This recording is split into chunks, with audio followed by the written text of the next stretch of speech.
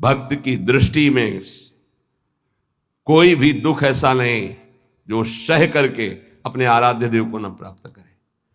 आराध्य देव की प्राप्ति के लिए संघर्ष सहना अत्यंत आवश्यक है। कष्ट सहना, जो अंदर जलन हो रही, जो विकारों की जलन हो रही, सहो भाई, इनकी पूर्ति से कुछ नहीं होगा। इनको से एक बार लड़ जाओ, एक बार निकल जाओ तो जन्म जन्म की लड़ाई जीत जाओगे।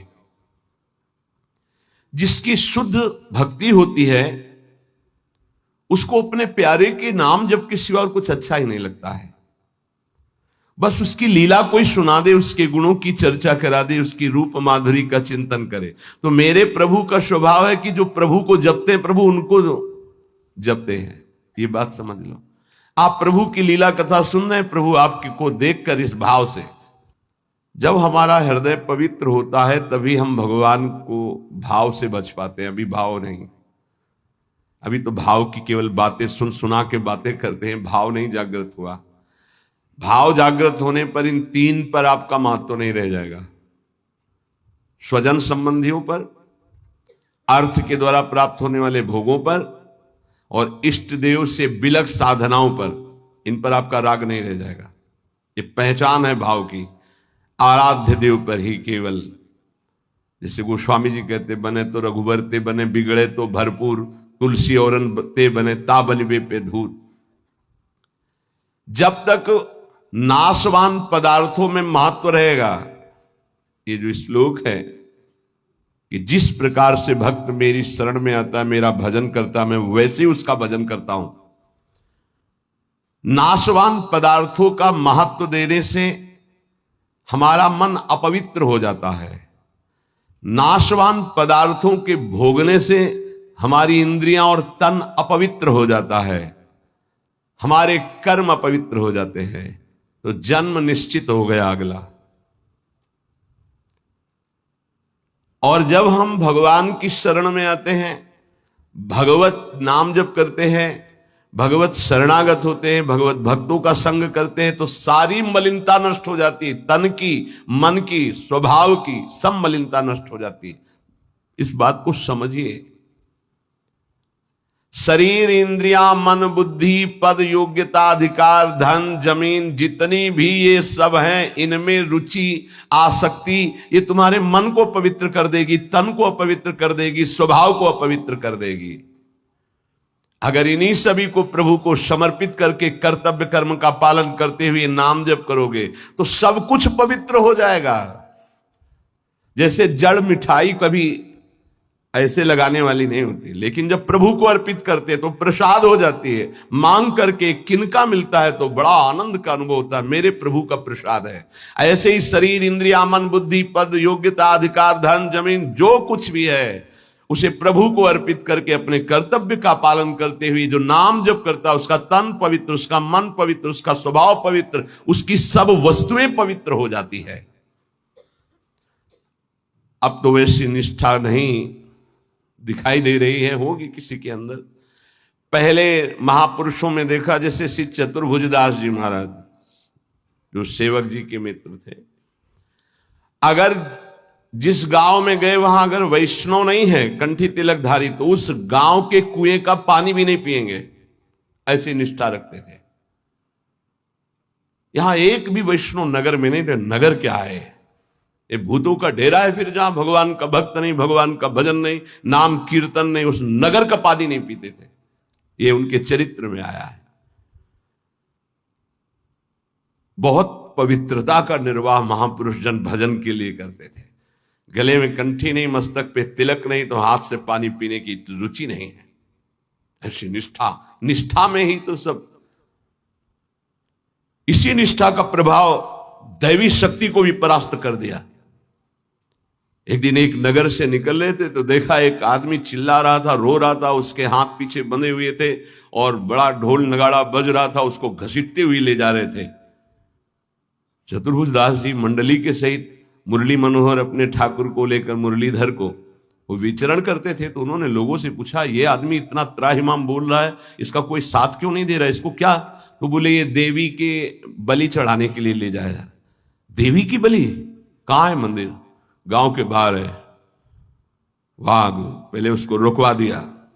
इतना भजन का तेज था रुकवा दिया और दरवाजे पे गए और कहा कि तुम मां हो? कैसी मां हो जो तुम अपने बच्चों की हत्या करवाकर मुस्कुराना सीखती हो? तुम मां हो, इसका मतलब है तुम्हारे अंदर ममत्व तो नष्ट हो चुका है। चाहे कोई भी सृष्टि का जीव हो, वो तुम्हारा बेटा होता है। कुपुत्रो जायते क्वचित् कुमाता न भवति। ये कैसा न्याय आपका कि आपके सामने आपके बेटे को बंदी बनाकर बलि दिया जा रहा हो, आप प्रसन्न मुद्रा में हो। वहां के पुजारी ने कहा आप अंदर नहीं घुस सकते। बोले ये अंदर नहीं रह सकते। अब ठाकुर जी को साथ लेके देवी जी बाहर निकल आए, ठाकुर जी को सिंहासन पे विराजमान किया। उनके भागवतिक वैष्णव तेज भजन के प्रताप से लिखा हुआ है भक्तमाल जी में भी, जहां भी उनका चरित्र चतुर्भुज दास जी का, ऐसे हरिव्यास देवाचार्य जी। तो देवी जी ने कहा क्या आदेश है हमारे लिए? देवी जी ने कहा तो उनका पहले यहां के राजा को बोलो कि आज के बाद अगर यहां बलि चढ़ी तो सर्वनाश तुम ही करोगी। बोलो जाके यही। राजा को जाकर के देवी जी ने भय दिखाया और कहा अगर आज के बाद किसी भी जीव की हमारे ऊपर बलि चढ़ाई गई तो अब हम वैष्णवी हो गई है, आज के बाद को नहीं। हाँ, अगर बलि चढ़ानी तो नारियल नींबू आदि, ये नहीं, जीवों की बलि नहीं। कंठी बांधी देवी जी के और श्री जी के चरणारविंद की आसक्ति का मंत्र दिया देवी जी को चतुर्भुजदास जी ने। ठाकुर मुरलीधर को वहां विराजमान करके नाम कीर्तन बंद करा दी, प्रथा मुक्त करवा दिया। जो बलि की लीला है, नाम बल, भजन बल।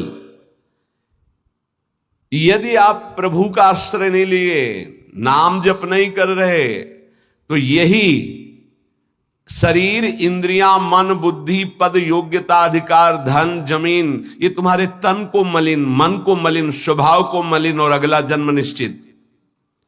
जैसे कोई कहता है हम तो पिछले जन्म को मानते नहीं, अगले जन्म को मानते ही नहीं, तो तुम्हारे मानने न मानने से सृष्टि चल रही क्या? कि तुम मानोगे तो सृष्टि चलेगी, नहीं तो बंद हो जाए। हम मानते नहीं सूर्योदय होता है तो सूर्योदय बंद हो जाएगा क्या तुम्हारे मानने ना मानने से? क्या ईश्वर का संविधान और शासन आंख मूंदने से टल जाएगा क्या? तुम्हारे ऐसा कहने से टल जाएगा क्या?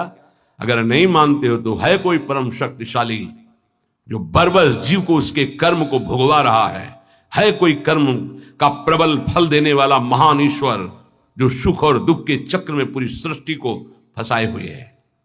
उसी से मुक्त होने के लिए वही है एकमात्र जिसका आश्रय ले लो। भक्त को भगवान के स्वरूप का ज्ञान, भगवान का दर्शन, भगवान के साथ खेल खेलने का सौभाग्य, ये तीन बातें जो प्राप्त होती है ये ज्ञानी को नहीं प्राप्त होती है। भगवान के प्रेम स्वरूप, भगवान का दर्शन, संभाषण और भगवान के साथ खेलना, ये नहीं। ये बड़ी दुर्लभ बात भक्ति से प्राप्त होती, इसलिए ये सर्वोपरि भक्ति।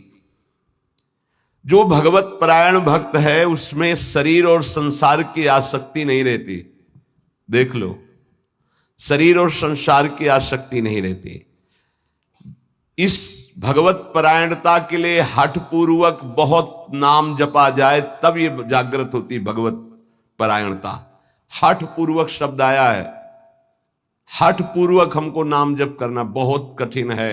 नाम जप करना, बातें बना लेना अलग बात है, नाम जप करना बहुत कठिन है। अगर नाम जप हठ पूर्वक करोगे तो संसार शरीर की आसक्ति नष्ट हो जाएगी, भगवत परायण हो जाओगे, भगवान के तत्व का ज्ञान हो जाएगा, भगवान से प्रेम हो जाएगा, भगवान का साक्षात्कार हो जाएगा, भगवान से वार्ता होगी, भगवान के साथ खेलोगे। जब भगवत परायणता जागृत होती है तो कुत्ता, गधा, चांडाल, जहां दृष्टि जाती वहां श्री कृष्ण दिखाई देते हैं। विद्या विनय संपन्ने ब्राह्मणे गविहस्तनी स्वनी चय सुपाके चा पंडिता समदर्शिना, ये तत्वबोध हो जाता है भक्त को, क्योंकि उसकी दृष्टि भगवत स्वरूप हो गई तो पूरी सृष्टि भगवत स्वरूप हो गई। किसकी? जो हठ पूर्वक नाम जप करता है। हठ पूर्वक मतलब स्वाद नहीं मिल रहा, कोई रुचि नहीं, पर गुरुदेव ने कहा इसलिए मुझे जप करना ही है। जब बिना किसी प्रयास के भगवत स्मरण चलने लगे, बिना कोई अटकल लगाए कि अरे सब में भगवान है और भगवान दिखने लगे, तो समझ लेना चाहिए कि अब हमारा कार्य पूरा हो गया है। शरवत, जैसे साधक देखेगा तो पहले स्त्री पुरुष दिखाई देगा, फिर भावना करेगा कि इसमें श्री भगवान है, लेकिन परिपक्व जब हो जाएगा तो ये ढांचे नहीं दिखाई देंगे, केवल भगवान दिखाई देंगे। साधक हठपूर्वक भजन करता है, लेकिन जब परिपक्व अवस्था आती है तो भजन करना, सोचो कितना आनंद होगा। भजन करना नहीं पड़ रहा, स्वाभाविक भजन हो रहा है, स्वाभाविक स्मरण हो रहा है। देखो, जल जड़ है, जल तत्व जड़ है, पर इस जल में जब रगड़ पैदा की जाती है तो बिजली पैदा हो जाती है। इसी प्रकार जो भक्त इस जड़ जिह्वा में नाम की रगड़ पैदा करते हैं तो इसे आध्यात्मिक अग्नि पैदा हो जाती है। यही सब पापों को भस्म करके, संचित कर्म को भस्म करके ये भगवत प्राप्ति कराती है, ये समस्त विकारों पर विजय प्राप्त कराते हैं। जड़ जिह्वा पे जैसे बिजली घर्षण के द्वारा पैदा होती जल में, जल का परस्पर घर्षण होता है, उससे बिजली पैदा हो जाती है। ऐसे जिह्वा और नाम का घर्षण होता है तो एक आध्यात्मिक शक्ति पैदा होती है जो समस्त कामनाओं पर विजय प्राप्त कराती है, जो माया को पराजित करके भगवत साक्षात्कार कराती है। पकड़ो भाई, बात को पकड़ो। हमारा मन जो चाहता हो करवा लेता, हमें सामर्थ्य नहीं, वो सामर्थ्य नहीं। देखो ना बिजली कहां पैदा हुई हो, कहां तक प्रकाश कर रही है। ये बिजली पैदा होने का स्थान थोड़ी है, बिजली तो कहीं और पैदा हुई, लेकिन एक संबंध के कारण वो यहां भी प्रकाशित हो रही है। क्रम से संबंध है तो यहां प्रकाशित हो रही। ऐसे ही रोम रोम रग रग में अध्यात्म शक्ति का प्रकाश, तो जगत में जो भी उसके सानिध्य में आएगा वो अध्यात्म शक्ति संपन्न हो जाएगा। ये बिजली पैदा करो, बिजली तुम्हारे अंदर वो सामर्थ्य है कि तुम ये आध्यात्मिक शक्ति प्रकाशित कर सकते हो। क्या करो? बोले इस जड़ जिह्वा में नाम को रगड़ो, इसी से बिजली पैदा हो जाएगी। बहुत संघर्ष करता है तब भाव का प्रादुर्भाव हो जाता है। ये यथा माम प्रपद्यन्ते तास तथैव भजाम्य हम मम वर्तमानो वर्तन्ते मनुष्या पार्थ सर्वशा। भक्त भगवान की जिस भाव से, जिस संबंध से उपासना करता है, भगवान वैसा ही दर्शन देते हैं। देख लो, जब जहां जैसा भक्तों ने भाव किया, भगवान वैसी ही लीला की। ऐश्वर्य भाव रखोगे तो ऐश्वर्य दिखाई देंगे, माधुर्य भाव रखोगे तो माधुर्य दिखाई देंगे। भगवान उसी प्रकार से भक्त के अनुभव में आते हैं जो जैसा भगवान के प्रति भाव रखता है। कोई भक्त भगवान को अपना गुरु मानता है तो भगवान श्रेष्ठ गुरु रूप में आ जाते हैं। अगर कोई भगवान को शिष्य मानता है ऐसे संत महात्मा जन जो भगवान को शिष्य मानते हैं, तो भगवान एक श्रेष्ठ शिष्य बन जाते हैं। देखो, संदीपनी जी के शिष्य बने, विश्वामित्र जी के चरण चापे, वशिष्ठ जी के समीप बैठकर शिष्यत्व स्वीकार कर योग वासिष्ठ का प्रवचन सुना। यदि भगवान को माता माना जाए तो भगवान माता रूप में अनुभव देते हैं। भगवान को पिता माना जाए तो भगवान पिता रूप में अनुभव देते हैं। भगवान को पुत्र माना जाए तो भगवान पुत्र रूप में अनुभव। देखो, एक दिन देवर्षि नारद जी दर्शन करने गए नंद महल में, तो देखा मोटी डेहरी बाबा की डेहरी, तो उसको लालजू महाराज लांघना चाहते थे, दरवाजे के बाहर खेलने जाना चाहते थे। अभी खड़े होना ठीक से आया नहीं था, घुटनों के बल चल रहे थे, तो ऐसे चलते हुए घुटनों के बल ऊपर ऐसे देहली के हुए, चरण ऊपर उठ गए, हाथ ऐसे हो गए, अब देहली के बीच में टंगे हुए और रो रहे हैं। नारद जी ने देखा, साष्टांग दंडवत किया, बोले प्रभु देहली पार कर दे क्या? तो बोले जानते नहीं हो क्या हमारे लिए देहली? उन्हें बोले जानते हैं प्रभु, वामन अवतार में एक चरण बढ़ाया था तो ब्रह्मलोक तक गया था। तो बोले तुम जानते हो ना, ये तुम्हारे लिए लीला नहीं है, मुझे पुत्र भाव से उन लोगों ने भजा है तो उनकी सुख के लिए मैं लीला करूं। चलो बीड़ा लो और दूर खड़े होकर के दर्शन करो। रोने मैया मैया मैया भागती हुई आई, अरे मेरे लाला, उठाया गोद में और दासियों को डांट रही, तुम लोग ध्यान नहीं देते, देखो लाला मेरा कस, मैया की गोद में। अगर कोई मुझे पुत्र मानता है, देखो जगत को एक क्षण में रचने वाले पिता उनको पुत्र माना तो घुटनों के बल भक्त के आंगन में चल रहे हैं। जगत का भरण पोषण करने वाले प्रभु का भरण पोषण यशोदा मैया के वक्षा स्थल के दुग्ध से होता है। कैसा भाव का खेल है। ये बड़ा सुंदर स्वरूप है। जब यशोदा मैया छड़ी लेकर, बहुत उपद्रवी हो गया है। लालू महाराज ने देखा आज तो पिटेंगे, मैया आवेश में है, ऐसे दोनों हाथ से ऐसे, तो पूरा काजल गाल में, कितनी सुंदर शोभा, विशाल नेत्र है ना, एक बूंद आंसू नहीं, और रोते जा रहे, मैया की तरफ भयचकित देख रहे हैं, दया आ जाए छड़ी ना। कौन है? भ्रकुट टीड़ी कर दे तो भय को भी भयभीत कर देने वाले प्रभु। ये देखो भाव देश का स्वरूप देखो। अरे छठी के दिन इतनी विशाल पूतना को भी, तो इनके लिए कोई भय है क्या? लेकिन भाव का देखो खेल। मैया ने पुत्र माना तो प्रभु वैसे ही लीला दर्शा रहे। अरे और तो और बात जाने दो, यदि भगवान को नौकर मान लो तो वो नौकर भी बन जाते हैं। वो कह रहे हैं कि नौकर बनू हजाम। कैसे? त्रिलोचन जी के यहाँ, एकनाथ जी के यहाँ श्रीखंडिया के रूप में, माधवदास बाबा के यहाँ स्वयं जगन्नाथ जी सेवक ही बने हुए तो लगे ही। ये ऐसे भगवान से यदि अपनापन करके कोई भाव कर लो, वो आपको अनुभव कराएंगे। सच्ची कहते तुम पहचान नहीं पा रहे, रोज तुमसे मिलता है वो, हर क्षण तुमको देखता है क्योंकि तुम भक्त हो उनके, लेकिन तुम्हारे अंदर वो दृष्टि नहीं आई इसलिए नहीं देख पाते। रोज मिलता है छलिया, वो रोज मिलता है वेश बदल कर। इसीलिए हर समय सावधान रहो, पता नहीं किस रूप में मेरा प्रीतम आकर के कहीं चूक ना हो जाए। त्रिलोचन जी के हृदय में था कोई ऐसा साधु सेवी मिले, क्योंकि मुझे इतना समय नहीं मिलता कि मैं संतों के पास बैठूं, उनके मन की बात पूछूं, फिर वैसा उनकी सेवा करूं। व्यवस्था सब हो जाएगी, कोई ऐसा नौकर में। भक्त के अंदर की कोई भी इच्छा भगवान अधूरी नहीं छोड़ते। मुझे कोई नौकर रख ले, 14 वर्ष की अवस्था, नौ किशोर अवस्था, मलिन वस्त्र धारण किए हुए, फटे पुराने, ऐसे जैसे नौकर धारण करते, सामने से निकले।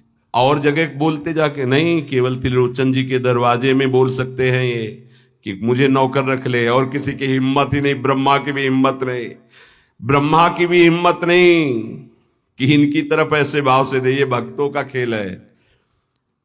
त्रिलोचन जी आओ आओ, हमें तो जरूरत है एक नौकर की, बस संत सेवा करवाने के लिए। आप क्या कर लेते हो? बोले बचपन से अनाथ हूं, मेरा कोई है नहीं, न माता न पिता न परिवार। तो झूठ भी नहीं बोल रहे, इनका कोई है ही नहीं, यही सब है, तो इनका कौन है? बड़ा विचित्र खेल। भगवान शंकर का ब्याह हो रहा है तो शाखोच्चार बुलवाया जाता है, पीढ़ी के कुल परंपरागत। आ गया, हाँ आप अपने पिता का नाम लीजिए।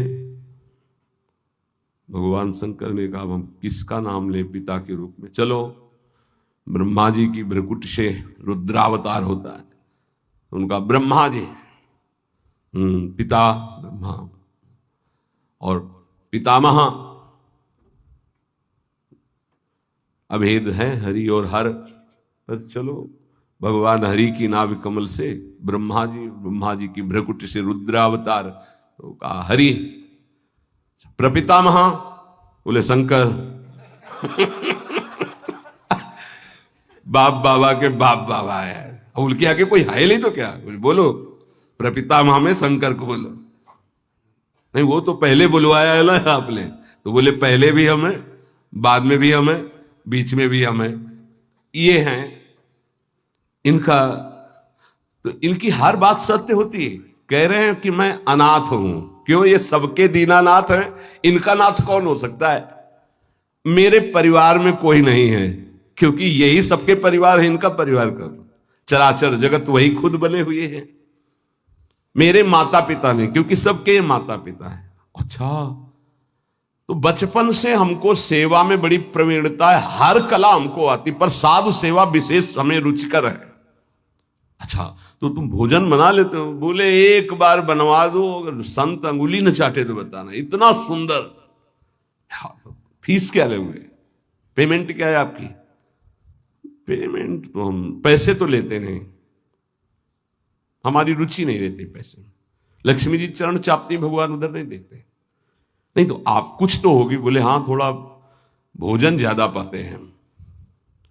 जितना हम भोजन पाएंगे तुम्हारी पत्नी पीसेगी, उसी के हाथ का पिसा पाएंगे।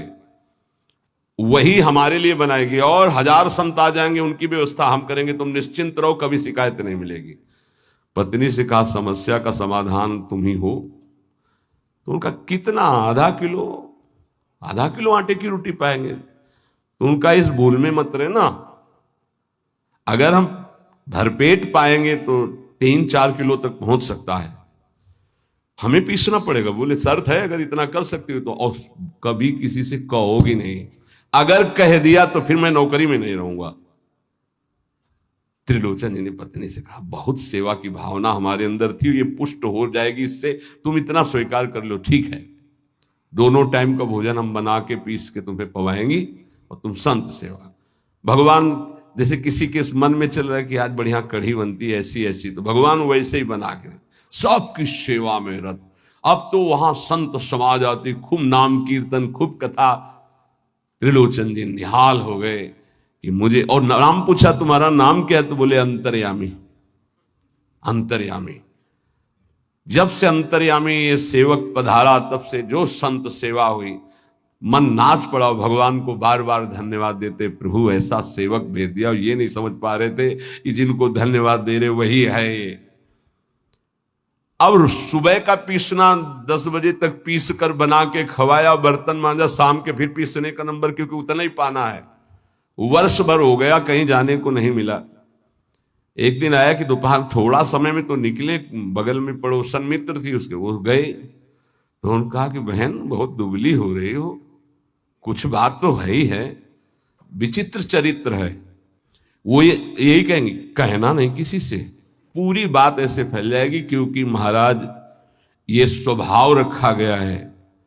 महाराज युधिष्ठिर जी ने ये शाप दे दिया था।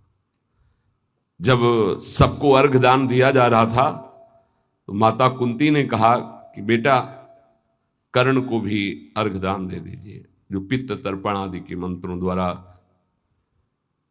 तो उनका उसके कारण ही पूरे वंश का, कौरवों के विनाश हो गया। अगर वो साथ ना देता तो कभी हमसे युद्ध ही नहीं होता।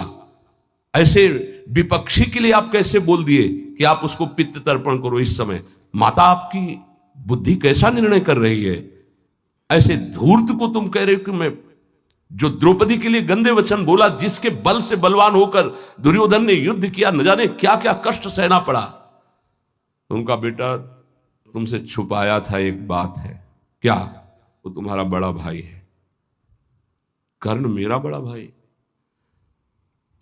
तब उन्होंने कहा, मां अगर तुम इतना कह देती तो मैं पैर छूकर जे ही उसके सामने झुकता तो पूरा बच जाता, राज समाज नहीं मारा जाता, क्योंकि उसी के बल से दुर्योधन बलवान होकर लड़ रहा था। हमें कोई वैर होता ही नहीं। जब कर्ण को हम अपना राज्य दे देते तो दुर्योधन का मित्र ही था, कोई झगड़ा ही नहीं होता। मां ये बात पहले क्यों नहीं बताई? आज से मैं शाप देता हूं, कोई भी विशेष गुप्त बात माताओं के हृदय में न टिके। संसारिक बात की क्षमता को सह पाना कोई महाभागवत की ही बात है। तो उन्होंने कहा कि कहना नहीं। मैं बोले दीदी तुम विश्वास मानो, कभी कहा है हमने?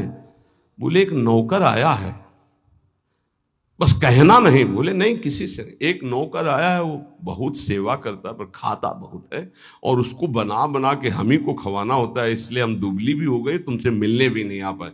लेकिन कहना नहीं, वो चला जाएगा। जब लौट के आई तो हाँ नहीं थे, अंतर्यामी भगवान नहीं। त्रिलोचन जी तो हाँ अंतर्यामी कहाँ गए, खूब ढूंढा नहीं मिले, बहुत विकल होके रो रहे थे। उसी समय उसी रूप में भगवान प्रकट हुए। मालिक, अरे अंतर्यामी, जो ही नजदीक जाने की कोशिश तो देखा ललित त्रिभंगी भगवान से, प्रभु आप। बोले मैं ही तो था, तुम क्या समझते तुम्हारा कोई और नौकर था? मैं ही नौकर था, मैं तुम्हारी इच्छा की पूर्ति के लिए स्वयं नौकर बना हुआ। अगर आपका भाव बन जाए भगवान के प्रति तो भगवान नौकर बन जाए। देख लो, जहां अर्जुन जी की पादुकाएं हैं वहां भगवान बैठे हैं, और जहां भगवान की पादुकाएं रखने की चौकी होती वहां भगवान शंकर सनकादि नमन करते हैं। शिव शनकादि जहां वंदना करते हैं, जिनकी चरण रखने की चौकी में, वो भगवान वहां बैठे हैं सारथी पद पे, और रथी रूप में अर्जुन भक्त बैठा है। कैसी प्रभु तर तर कभी डार पर, है, प्रभु ऐसे बैठे हैं और सब ऊपर बैठे, डाल में बैठे।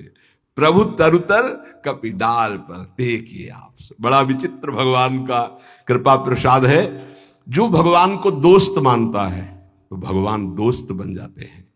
जो भगवान के लिए जितना व्याकुल होता है, भगवान उसके लिए उतना व्याकुल होते हैं। भगवान भक्त के बिना तभी नहीं रहते जब भक्त भगवान के बिना नहीं रह सकता। ये ध्यान रखना। आप जी रहे हो अच्छे से, वो छुपे हुए हैं। जिस दिन आप व्याकुल हो जाओगे वो छुप नहीं पाएंगे, वो बड़े प्रेमी हैं, तत्काल आपका साक्षात्कार हो जाएगा। भगवान श्री कृष्ण चंद्र जी कहते हैं, मुझे जो जिस भाव से भजता है। देखो अभी क्या भाव से भज रहे हो, अभी भज रहे हो विषय भाव से, भोग भाव से। जिस जिस भाव को आप, तो वही श्री कृष्ण बने हुए, सच्ची बात मान लो, उनके सिवा कोई नहीं बना होगा। वही है, मत्ता परतरम नान्यत किंचित अस्ति धनंजय, किंचिन मात्र हे धनंजय, मेरे सिवा कुछ नहीं है। इसलिए आप भगवान से अपनापन कीजिए। जो वस्तु चाहोगे वो बन करके आपके समीप आ जाएंगे। वही है, वस्तु में, व्यक्ति में, स्थान में। देखो वही बनने वाले हैं, वही बनाने वाले हैं। जो वस्तु बनी वही बने हैं, पक्का समझिए। जिस समय हमारा ज्ञान दूर हो जाएगा तो ये बात समझ में आ जाएगी। वही जैसे बछड़ा और सखाओं का अपहरण किया तो सखा भगवान बन गए, उनके कपड़े बन गए, छड़ी छीका बन गए। वैसे ही रंग के बछड़ा, उतने ही बछड़ा, उतनी आयु के, ऐसे ही भगवान चराचर जगत बने हुए हैं। इसलिए हमारे अंदर भगवत भाव जागृत हो जाए तो निष्ठापूर्वक नाम जप करें और तन मन की अपवित्रता को दूर करने के लिए कर्तव्य कर्म, जो हमें कर्तव्य कर्म भगवान की सृष्टि में मिला है, उसे करके भगवान को अर्पित करें। खूब नाम जप करें, जीवन की इसी में सार्थकता है। शेष चर्चा आगे।